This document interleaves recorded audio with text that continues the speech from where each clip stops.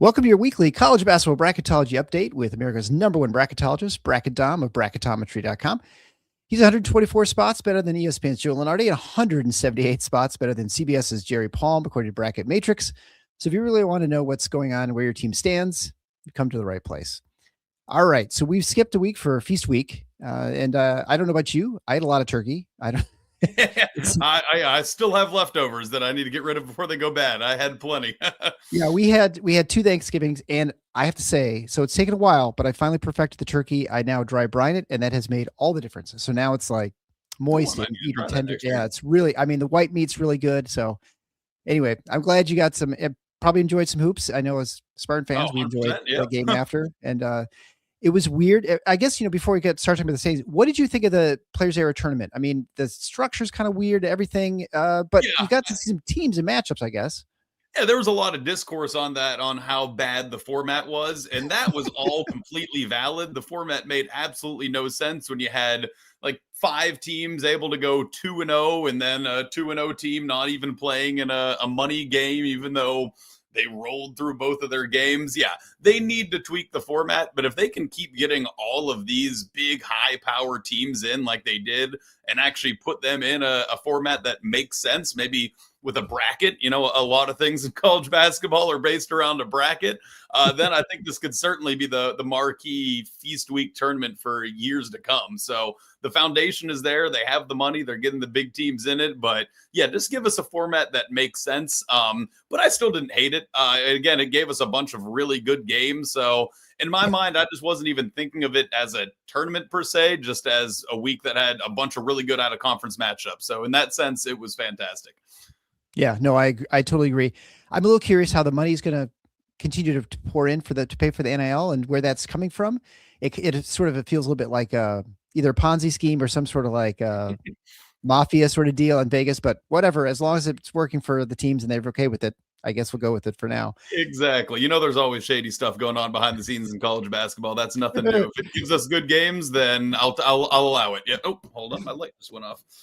Oh, there we go. I'm back. All right, so let's take a look at the seeds. This is what people are here for. And then we'll begin here with there's been quite a bit of movement. It's been 2 weeks, as I mentioned before. So it has been a while since we've talked. You have a new number 1 seed as Michigan, the overall number 1 seed. They moved up, I think, from a 3. So our number 1 seeds now are Duke, Michigan, Purdue, Arizona. The 2 seeds are Iowa State, Vanderbilt, Michigan State, and UConn. Then we have Alabama, Houston, Gonzaga, and BYU. And at the 4s, we have Tennessee, Kansas, UNC, and Louisville. So a lot of movement. You had Louisville was a 1 seed not too long ago. Now they're down to 4, obviously with loss. So I guess we'll talk about Michigan first because they've jumped from, I think, like I said, I think they were a 3 seed last time we talked, maybe a 2. Yeah, and a lot of this movement just comes from the fact that we actually have data now. Gotta love actually having data. We have the not the RPI. We have the net now, which it makes it a lot easier to start sorting all of these teams. We can start seeing at what quadrant wins these teams have so far. Start looking at what all of their results-based and predictive metrics are. So now we're starting to finally get a little bit more of a semblance of some team sheets. And when you look at Michigan, they're number 1 in 2 of the 3 predictive metrics, and they're top in T rank, they're top in KenPom, and their wins are just really impressive too. They have what would be considered at this point 3 Q1 wins over Auburn, over TCU, and an absolute just shellacking of Gonzaga in Feast Week. That's a Q1A win on a neutral court by 40 points. So early on in the season, when you haven't played a lot of games, just 1 win like that is going to skyrocket all your metrics, and they're up to the number 1 spot accordingly because of that. Yeah, I mean, I think that what they did that 3-day stretch was, I mean, one of the most impressive displays in college basketball in quite some time, I think. So let's talk about the others. So you have Duke now. I think Duke was a 2. Now I think you have them as a 1. Purdue's still sticking at 1. They continue to win. Arizona continues to win after their impressive early start. So the movement there is really Duke. Yeah, for sure. And again, at this point early in the season, just having 3 quad 1 wins versus having 2, that makes a big difference. Because like I said, there's not a lot of huge data points. And Duke right now, they would have 3 strong quality wins to add to some really good metrics over Kansas, Florida and Arkansas. And of course, 2 of those were not road games, but away from home. So that just really is the makings of a good resume when you've not played that many games and 3 of your wins are as strong as they are. Right. And that actually, you mentioned Iowa State, and Iowa State now has moved up to number 2. And I think they were one of the teams sort of jilted in that Players Era tournament. Although they had some big wins, they were not by 30 points. They weren't rolling teams. And so they missed out on the opportunity to play in the play for money, right? But yeah, I mean, you play a team like St. John's and you only beat them by 1, and you're punished by not getting to play in one of the championship games. But beating St. John's by 1 is a lot more impressive than beating some of these other teams. Some of the other teams were playing by 20 plus, because St. John's, that's a really good win. So that's why I have them up at the 2 seed right now. That's one of the stronger wins that some of the teams in the top have right now. And their metrics that love them as well, all top 10 metrics and all of the predictive metrics. And of course, they're still undefeated with that quality win. So yeah, I think they're deserving of a top 2 seed at the moment. Yeah. And Vanderbilt has skyrocketed up. I don't even know if they were in the top 4 or the top 16 last week or 2 weeks ago. Were they? No, absolutely. They were not. And they're honestly still a team that I'm not sure if they're going to end here at the end of the year. Currently, I would have them as my top seed in the SEC. And would I call them SEC favorites? Absolutely not. But at this point, I think they have the best resume out of any SEC team. 2 Q1 wins over St. Mary's and at UCF, still completely undefeated. And they're 4 in the net for what that's worth. I mean, I know obviously where you are in the net isn't as important as the net of the teams you beat, but still, that was just kind of jarring to see them that high when those rankings finally came out. And yeah, so they're going to be an interesting one to see if they can actually hold on and be an elite SEC team this year, or kind of fall back to earth a little bit like I expect. But I still think they're very good, and maybe by the end of the year they're a 5 or a 6 seed, and that'd still be a fantastic season for Vanderbilt given where they've been the last decade, it seems. Right, yeah. And then UConn sticking around, and they're the 2 seed here, and I think they were 1 or 2. I think there were 2 last week. We spoke of 2. Yeah, absolutely. And no, Connecticut, they've just played one of the tougher schedules in the country so far. They have 3 Q1 wins as well, and a Q1 loss to Arizona. And they've just been playing really good teams nonstop, it seems like, in the non-conference. And that's always the case with UConn. They always schedule really well out of conference. And honestly, for them, it was pretty important that they did this year. This is looking like one of the weaker Big Easts in a long time. So they might start to slip a little when they get into conference play through no fault of their own, just because they're not going to get as many quality games as they've been playing in the out of conference. But this out of conference should help buoy them and keep them afloat, even if they're not playing elite teams every single week when we get later into the season. Right. And then finally, we have the last number 2 seed we have is Michigan State, who has crept up from, I think they began the season as you had them as a 4, and they just continue to win as well, like all these teams right now that we're talking about. Absolutely. Yeah. And I'll be honest. I mean, I'll admit it to you. I know you're a big Michigan State guy. I wasn't the biggest Michigan State believer at the start of this year. I thought they'd be a solid team, but not necessarily a title or even Big Ten contender, maybe kind of 4th or 5th best team in the Big Ten. But they've certainly looked the part so far this year. And they have 2 very good Q1 wins, Q1A wins, they would actually be, both away from home over North Carolina and Kentucky. And both were absolute romps, too. I mean, this team hasn't even really been challenged so far this year, except that game against Arkansas, which even that's looking impressive now, given what Arkansas just did to Louisville. So, yeah, Michigan State looks awesome right now. And, yeah, I think the sky's the limit if they can continue playing how they have been. Yeah, the Big Ten, certainly with you've got Purdue, Michigan, and Michigan State. It's all 3, probably top 10 teams right now, and they look like that may be that way through, at least into early January, even if these teams drop a game, I think that's probably to be the case. You have Alabama dropping down a little bit. They're down to a 3 now. And also Houston dropping out from a 1 down to a 3. Yeah, for sure. And looking at a team like Alabama, their predictive metrics were just maybe a little bit lower than I thought they would be. None of them were in the top 10. They still have a pretty good resume. They do have 3 Q1 wins right now. Just none of them may be elite wins at the moment, which are what bringing them down. All the Q1 wins are obviously good, but Illinois, Clemson, and St. John's, who's a good win, but struggled a little bit more than we thought at this point. And then obviously just didn't get either of those really marquee games that would have kept him as a top 2 seed over Purdue or Gonzaga. But still a very good resume, still a very good team. And like I said, I have Vanderbilt as a 2 right now, Alabama as a 3, and I still think Alabama is a better team than Vanderbilt. So we'll start seeing these teams regress to the mean here soon enough. Right. And then, we have Gonzaga, and that was a team that was just rolling through the non-conference schedule. And then they got just obliterated by Michigan, who obliterated everybody during that weekend or 3-day stretch, I guess you should say. But I don't know. Do they have any other big games out of conference before they start conference play in the WCC? You know what? Let me pull up their schedule right now. I should know that off the top of my head, but I don't. Obviously, they do already have the win over Alabama. So in terms of where they're at right now, that is. Oh, actually, they're playing in 30 minutes. I knew they had another big game coming up. They're playing Kentucky right here in 30 minutes. So yeah, anyone watching right now, once we're done talking, watch a really good game when Gonzaga takes on Kentucky. And yeah, that's going to be a massive one for them, because now looking at the rest of their schedule, that really is the only remaining super high quality out of conference game they have. So if you got blasted by Michigan but beat Alabama and Kentucky, you're in great shape. If Alabama is your only real quality win out of conference, you're not in bad shape. But when you're playing in the West Coast Conference, you kind of want multiple marquee out of conference wins. So this game tonight could go a long way in determining their seed. And honestly, Kentucky's as well, who I still think is a really good team, but have gotten off to a shaky start themselves, losing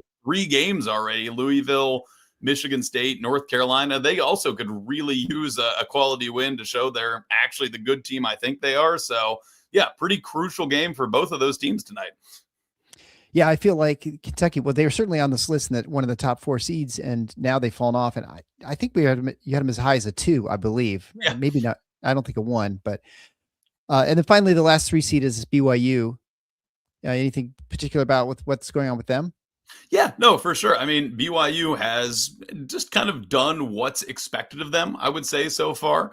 They've beaten the teams they were expected to beat, but which were good wins, beating Miami, beating Villanova, beating Wisconsin, all of which are solid wins. And their only loss was to Connecticut, who, like we said, they're one of the best teams in the country. Yeah. And for a while watching that game, it looked like they were going to get run out of the building. And, maybe BYU just isn't ready to be on this level yet. But they stormed back in that game, only lost by 2.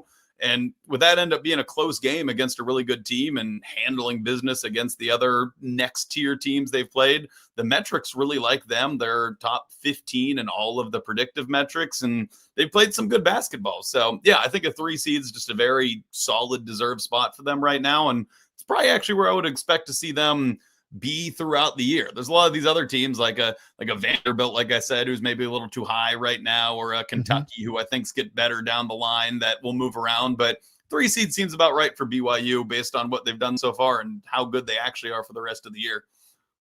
For those of you watching live, please, if you want, drop a comment and tell us where you're listening or watching from.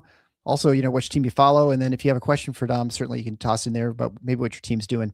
And then anything on the 4 seeds you want to talk about, either Kansas, Tennessee, Louisville? I will say, I still think Louisville is a very good team. Right now, I don't think I could put them any higher than a 4 seed, just because their one win. When I had them as a 1 seed a few weeks ago, that was when they had beaten Kentucky, and that looked like a great win. Yeah. But yeah, it's still a Q1 win, but obviously that's not as big of a win as it was before. And losing to Arkansas, not a bad loss, but again, that was really their only second opportunity this year at getting a good win, and now they've split them, and the first one isn't as good as it looked at the time. So yeah, they've taken a bit of a tumble, but that's not because I think they're any less of a team that I thought they were when I had them as a 1 seed.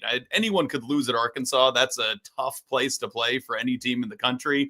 And I still think Louisville is very capable of winning the ACC over Duke. So they've taken a little tumble for now, but I still think they're a very good team that could fight their way back up towards that 1 line later on in the year. Now, the ACC not being super deep could hurt with that, but they'll have their chances against Duke and win those games, and that could certainly get them there alone. Sure. And I think they play Indiana tomorrow and They Saturday do. Yes. afternoon. Yes. So That that should is be a good definitely game. one I'm looking forward to. And yeah, then if you have wins over Indiana and Kentucky and that lost to Arkansas, that resume is looking a little better. Indiana, that lost, they just took the other day. I don't know. Maybe Indiana shouldn't have been ranked in the first place, but still would look like a good win at the time. Yeah. Well, I mean, that's what acquiring data is. That's why it's so hard. I mean, there's a lot of guessing that goes on this part of the season for you versus later in the year where by the time we hit January or a little after, you can actually compile like a more thorough and accurate list, I imagine, with some, more data points. For sure. But yeah, no, Indiana, I think that's just one of those cases where, hey, they're Indiana. That's a blue blood program. They're 7-0. So of course we have to rank them, but they hadn't really played anyone. And then they go on the road at a mediocre at best Minnesota team and just don't even look competitive. So yeah, Indiana fans, I'd maybe be a little bit worried right now. Yeah, the Big Ten does not look like it's going to be an easy. It'll be a tough gauntlet to get through there too. It is going to be deep. Yes. All right, so let's move on and let's start talking about the power conferences. We're to the point now where the ranking is probably not going to move a whole lot. We got, like I mentioned, we've got a couple of big games this weekend, so we can see some movement with the power conferences if they tend to take each other out a lot. The SEC, ACC had their challenge this week, and right now there wasn't much change except you have the Big Ten now as the top, and which if you look at the last. We have 3 teams in the top, 2 1s and a 2 seed. So that again, sort of like the Big 12 was before when you had Arizona and Houston. Now you have Purdue and Michigan up there. And so naturally that Big 10 is you have them ranked above the Big 12. Then you have the SEC, ACC, and Big East. Do you think there's going to be a lot of movement at this point? Are some of the conferences a little close that you think you might still see a flip flop before we start conference play? I still think those top 3 conferences are pretty close in general. The SEC maybe has just been a little underwhelming in times. Like just point out the fact that Vanderbilt has the best resume of all the teams in their conference, and they certainly weren't supposed to be the best one. Kind of shows that maybe they've performed a little below expectations, but they're still the depth of the SEC is going to save them, and still is what puts them as the clear 3rd conference. And if you look at now that the net has come out, just average team net, I think the SEC actually was 1st in that regard. I'm still putting them 3rd just because I think some of the other teams at the top of the Big 10 and Big 12 have looked better than the top of the SEC so far. But just the fact that from top to bottom, the SEC is maybe still the deepest conference, even when we're including their bottom teams not being as bad as some of the other leagues' bottom teams. That should help the conference throughout the year. So yeah, that top 3, you really could order them anyway, just kind of based on how you interpret. Are you basing it off their top teams, off their top to bubble teams, or off their top to even worse teams? And yeah, put any of those top 3 in any order, and I wouldn't disagree. ACC is a solid 4th, and yeah, Big East is, I think, a clear 5th right now. It's kind of disappointing what I'm seeing behind Connecticut, who might run away with this league this year, especially. I still think St. John's will turn it around, but still disappointed in what I've seen from them so far as well. Right. And so then outside the Power 5 conferences, what are you seeing for any surprises in other conferences, the ones that either multiple or usual single bid leagues that maybe you think might have more? Yeah, no, I mean, I think usually you would think at this point, all right, there's the power conferences, and then the other conference that we're going to see get a bunch of bids is the Mountain West. But that is not going to be the case this year. I could get into any of their teams that were supposed to be contenders in the Mountain West this year, and every single one has had surprising, disappointing losses already in the season. The Mountain West, I legitimately think, I'm not over-exaggerating at this point, is probably going to be a 1-bid league, which is insane to say when we're not too far removed from them being a 6-bid league. But don't think, oh, well, the Mountain West is bad now. Now no mid-majors are going to be getting any bids. No, I think there's some other leagues that might just be kind of slotting into the Mountain West place of getting those extra spots this year. Obviously, the West Coast Conference is always one to be talked about with Gonzaga and St. Mary's, but they actually have a couple more good teams behind them this year that could certainly compete with those two and fight for spots. Santa Clara has looked really good to start the year. Only 1 loss, and that was a heartbreaker by 1 to a good St. Louis team.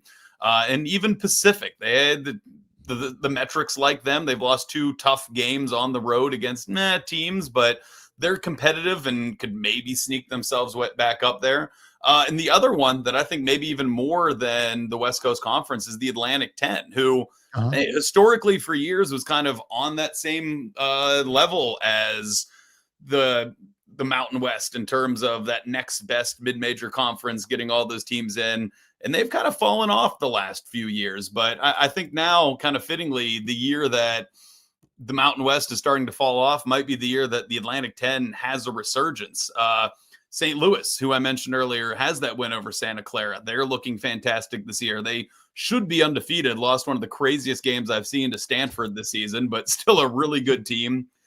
George Mason is looking really solid. 8-0. Haven't really beaten anyone yet, but the metrics seem to indicate that they actually are a good team and could beat some good teams when they start playing them. George Washington, also top 50 in the net. That's 3 teams they have in the top 50, and that's not even including VCU, who they've lost 3 games, but all to 3 potential tournament teams and all in competitive fashion. So they're going to be certainly in the mix as well. So, yeah, I'm not saying that the Atlantic 10 is going to take the spot of the Mountain West from a few years ago and be a 6-bid league themselves this year, but right. they might get 3 in, maybe 2 or 3 maybe, and compared to being a 1-bid league for the last few years, I think is certainly a step back in the right direction for them. All right, and so there's been a lot of discussion with NIL, of course, and the changing landscape of college basketball, the introduction of more professional players. I mean, we've had European and foreign players playing on teams. Gonzaga is a good example. They've had plenty of people from out of the country, but we're seeing a huge, I feel like every team has a Serbian or a Slovakian on their team or Croatian on their team nowadays. Yeah. And they usually played professional basketball back in Europe. But anyway, you're seeing a resurgence, or not resurgence. You're seeing an emergence of more polished players or higher skilled players on these Power 4 conference teams, and we'll say Power 5 with including Big East. And you're starting to see more separation, I think, between those with the metrics than you are with the other conferences.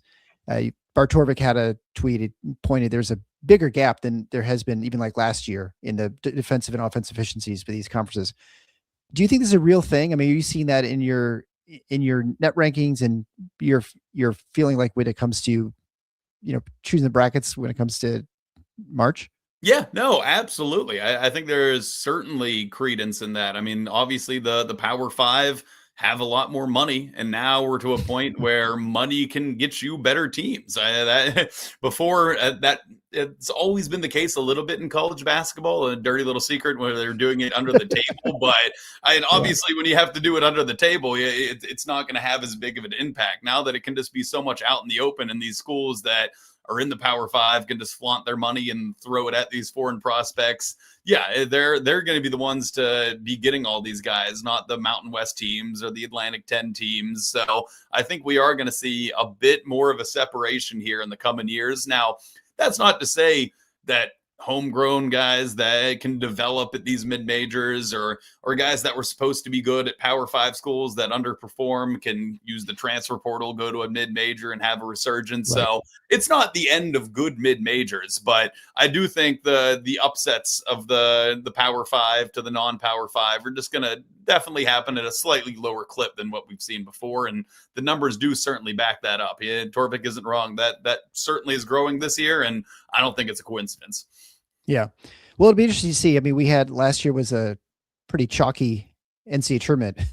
Yeah. And whether that's a trend, but we've seen that before where it's chalk and the next year is like nobody is, top 2 or 3 seeds. So there's an element of randomness in a one game, scenario that anything can happen. And so we'll have to see if this is like a trend that continues for a couple of years, right? Before we have any Exactly. And that's the thing. Even if there is a widening gap between the mid-majors and the Power 5, like you said, in college basketball, anything can happen. Even if these teams are, there's a more of a gap now, there's still going to be upsets every single year. We're not going to get to a point where there's no more upsets any year. That will never happen. Like I said, it might happen at a slightly lower clip than we're used to, but I still think last year was an anomaly in terms of how few upsets we had.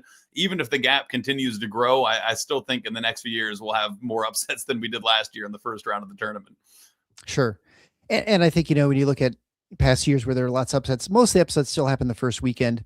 You have a rare one in the Sweet 16, but for the most part, the Cinderella is pretty much gone by George Mason was an exception but that's, years ago. That was long before NIL, right? So, all right, well, we'll wrap it up there. Just a reminder, of course, to tune in weekly. We'd love to have answer your questions. So send them in to Dom at bracketdom on X, or you can email him also at bracketdom@gmail.com. So until next week, when we'll get a little more separation, we'll have a few more answers. We'll see you guys later. Enjoy watching some good basketball. Oh, actually, before we do that, we have to ask what kind of matchups you're looking at for this week. I totally forgot. Oh yeah, absolutely. No, for sure. We talked about some of them, I guess. Yeah. Yeah, exactly. Like we said, first off, we're almost leaning into it now. Gonzaga, Kentucky is absolutely a massive game for both, as we discussed. Right. And then looking just at tomorrow, there's an absolutely loaded slate. So I know tomorrow is going to be big for college football, but make sure you put in some room for college basketball as well. You have Iowa State, Purdue, which is a top 10 matchup. Two teams I had easily in my top 4 seeds. You have your Michigan State Spartans taking on Duke.